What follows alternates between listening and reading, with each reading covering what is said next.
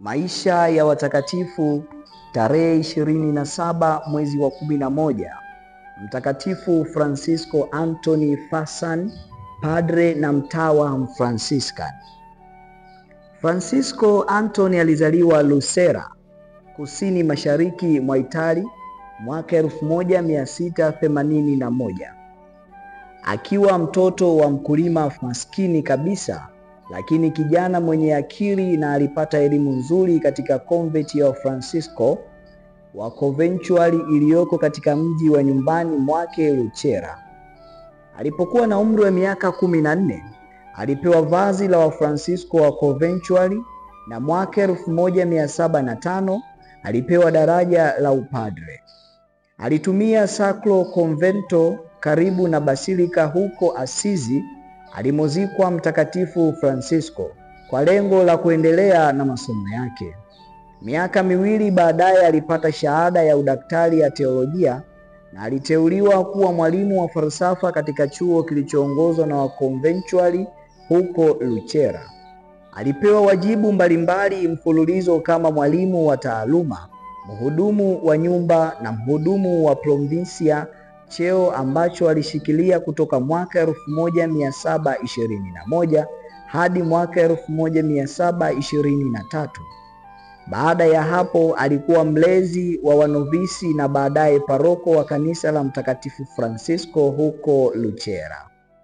Aliteuliwa kuwa askofu, ila alikataa cheo hicho. Kutokana na mchakato wa kumtangaza mtakatifu, tunajifunza kwamba Francisco Antony alikuwa na juhudi katika masomo, bidii katika utakatifu na makini katika kutimiza wajibu wake wote. Alijipa mazoezi makali ya toba ya mwili, hata kutokwa na damu. Tangu ujana wake alikuwa malaika kimwili. Alikuwa zaidi malaika kuliko binadamu. Kati ya ibada alizokuza ni hasa upendo wa kina kwa Bikira Maria asiye na doa, mama wa Mungu, upendo wa pekee kwa mtoto Yesu, na bidii ya kuabudu, pia kuabudu Ekaristi takatifu usiku. Siku moja alipokuwa amezama katika sala, mtu mmoja aliyekuwa kanisani alisikia sauti ikisema, padre huyu anasali sana kwa ajili ya watu wake. Kama padre alikuwa mhubiri maarufu, mpenda maskini na rafiki wa wenye shida. Alikuwa misionari, kiongozi wa mafungo na mhubiri wa kipindi cha Kwaresma. Kwa saa nyingi alikaa kwenye kiti cha maungamo akiungamisha, huku akiwafariji wenye shida na kuwaonya wenye mioyo migumu. Alitumia muda mwingi kutembelea wagonjwa, yatima na wafungwa. Kama mchungaji, alikuwa kweli baba kwa watu wake. Baada ya miaka 35 ya upadre na maisha ya toba, muungano na Mungu na ya kazi kubwa ya wokovu wa roho za watu, Mungu alimuita kwake Padre Francisco Antony tarehe 29 Novemba mwaka 1742.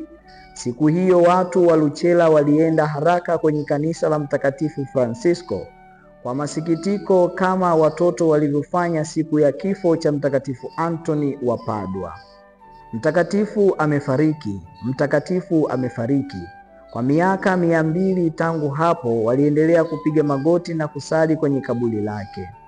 Hatua za kumtangaza mtakatifu zilianza Roma mwaka 1832 na mwaka 1951 Baba Mtakatifu Pius au Pius wa 12 alimtangaza mwenye heri.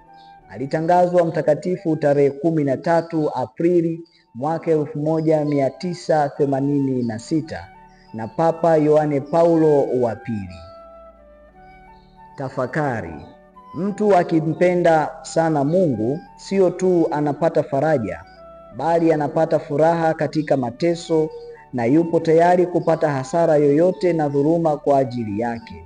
Woga wote unaondoka na roho inakuwa na matumaini makubwa ya kusaidiwa na Mungu, na inaamini kuwa hakuna chochote kinachoweza kuitenganisha na Mungu.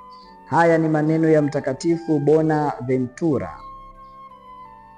Tumsifu Yesu Kristo.